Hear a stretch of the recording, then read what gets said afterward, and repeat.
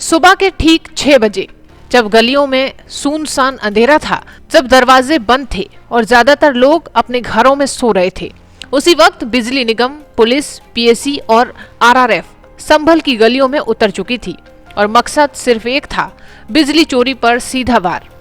और जैसे जैसे अंधेरा छंटता गया, वैसे वैसे राज भी खुलते गए। संभल शहर में 52 जगह और पूरे जिले में 101 स्थानों पर बिजली चोरी पकड़ी गई। दरअसल छापेमारी की जद में आई मस्जिदें, मोहल्ले, बड़े मकान और वो इलाका भी जहां सपा सांसद जियाउर रहमान बर्ग का मोहल्ला है, यानी कि दीपा सराय। मुस्तफा मस्जिद में चोरी की बिजली, कितने लोड की खपत हो रही थी, निगम अब उसका भी हिसाब लगा रहा है।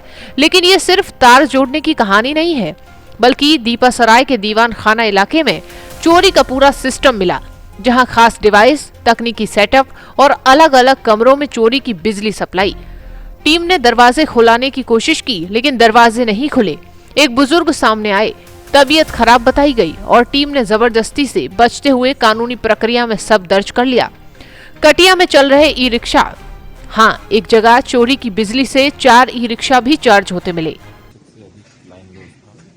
वहाँ पर बिजली चोरी का अभियान चलाया गया, जिसमें कुल 7 टीम बनाई गई थी और एक दो जगह हालांकि काफ़ी चोरी पकड़ी गई, लेकिन एक दो जगह ऐसी है जहाँ पर 50-60 घरों को एक साथ बिजली की सप्लाई हो रही थी। एक तरह से मिनी बिजली घर बनाया हुआ था और उस व्यक्ति पर पहले भी बिजली की एफआईआर दर्ज हुई थी और बहुत बड़ा जो तारों का एक तरह से जो सब जगह सप्लाई होता है वो भी मिला है और पूरा अंडरग्राउंड सिस्टम बना रखा था। वहाँ डेयरी इत्यादि भी उसी से चल रही है सब चीज़ें। तो उस पर सारे के सारे जो 2 मंजिल ऊपर की जो थी वो खुली नहीं थी, इस कारण से पता नहीं चल पाया। तो जितने भी इक्विपमेंट है उसके आधार पर दंड लगाया जाएगा और एफआईआर दर्ज कराई जाएगी। सर, यानी चोरी सिर्फ बल्ब तक सीमित नहीं थी, पूरा सिस्टम उसी पर चल रहा था। चंदौसी में 29 केस, बबराला में 20 जगह चोरी, कुरैशियान, मजोला, जुनावई, रजपुरा, गवा और हर जगह एक ही कहानी, मीटर कम, लोड ज्यादा।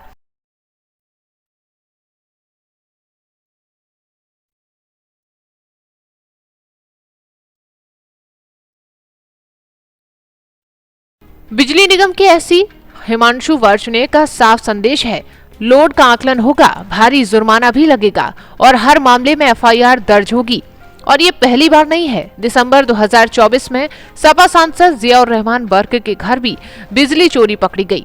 2 मीटर 4 किलोवाट का कनेक्शन, लेकिन इस्तेमाल 16 किलोवाट। मीटर से छेड़छाड़ और जुर्माना 1 करोड़ 91 लाख रुपए। मामला अभी भी कोर्ट में है। यानी सवाल सिर्फ बिजली का नहीं है, सवाल बराबरी का है। जब आम आदमी पर कार्रवाई होती है तो क्या रसूखोर भी बच जाएंगे? संभल में तड़के की ये कार्रवाई सिर्फ छापा नहीं था, ये एक सख्त संदेश था।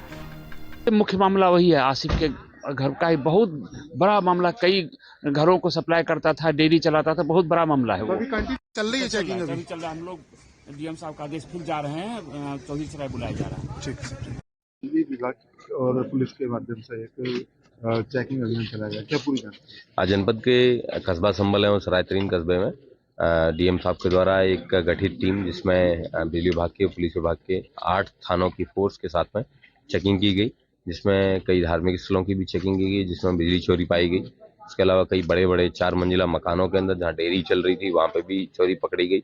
उसके अलावा ई रिक्शा चार्जिंग स्टेशन भी पकड़े गए हैं। इन सब लोगों के खिलाफ विधिक कार्रवाई सुनिश्चित की जा रही है और अब प्रॉपर एनफोर्समेंट है, इसको चेक किया जा रहा है। सर, मीटर को लेकर भी निर्देश दिए गए हैं और कितना पुलिस बल तैनात है? यहाँ पे 8 थानों की पुलिस फोर्स है, 5 सीओ और 1 एडिशनल एसपी को तैनात किया गया। Thank you. शासन का एक समन्वित अभियान चलाया गया था। वो अभियान इसलिए चलाया गया था क्योंकि उस समय कुछ गांवों में और शहर की कुछ पॉकेट में 90% से लेकर 100% तक लाइन लॉस था। कुछ स्थानों पर 82% था। इसी तरह जो शहर का एवरेज था संभल का, वो 60% लाइन लॉस का था और पूरे जनपद का जो एवरेज था वो 40% से अबव लाइन लॉस का था। इसलिए उस समय एक ज्वाइंट मीटिंग की गई सितंबर में और उसी समय 18 सितंबर से इस अभियान को शुरू किया गया। उसका जो मुख्य उद्देश्य था वो ये था कि कैसे लोगों की मेन स्ट्रीमिंग की जाए, उनको मीटर लगाया जाए और जब मीटर लगेगा, उनकी मेन स्ट्रीमिंग होगी, उनके कनेक्शन होंगे, तो अपने आप धीरे धीरे बिल भरने की आदत बढ़ेगी। इसके अंतर्गत आज तक हमने 6,526 एफआईआर दर्ज कराई है और वर्तमान में हमने 155.13 किलोमीटर की एलटी आर्मर्ड केबल लगा दी है और 51,709 हमने स्मार्ट मीटर लगाए हैं, जो कि अभी तक 15% ही पूर्ति हुई है। शेष स्मार्ट मीटर लगने अभी भी शेष हैं। तो इसमें आगे और हमने क्या क्या किया वो कप्तान साहब बताएंगे।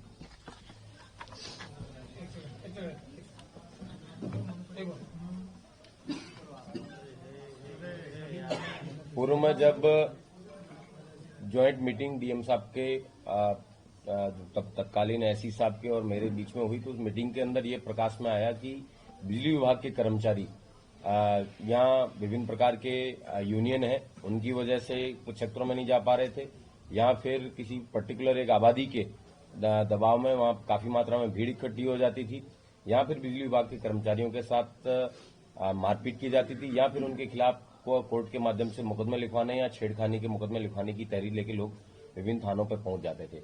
इसकी वजह से बजाय कि बिजली विभाग के लोग किसी प्रवर्तन की कार्रवाई करें, उन्हीं के ऊपर कार्रवाई होने का अंदेशा रहता था। इस तरीके का एक माहौल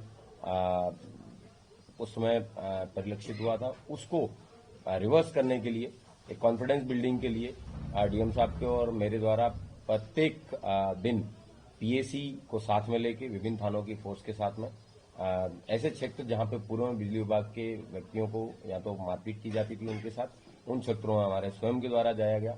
वहां पे बिजली विभाग के द्वारा प्रभावी कार्रवाई की गई, जो कि अभी डीएम साहब के द्वारा बताया गया, और एक अच्छा तालमेल प्रशासन, पुलिस और बिजली विभाग के साथ में एक जो बहुत बड़े मात्रा में जो रेवेन्यू का लॉस था उसको बढ़ाने के लिए किया गया। और आप इस बात को मुझे लगता है रेवेन्यू लॉस को कम करने के लिए, जो प्रॉफिट है जो बिजली विभाग का उसको बढ़ाने के लिए, उसके साथ साथ जो जो व्यक्ति बिजली चोरी करता है वो व्यक्ति तमाम प्रकार की अन्य भी आपराधिक गतिविधियां हैं उनमें भी संलिप्त होने की उसकी आशंका और ज्यादा बढ़ जाती है, क्योंकि एक अपराध वो कर ही रहा है, उसके साथ साथ अन्य भी अपराध करने की आशंका रहती है।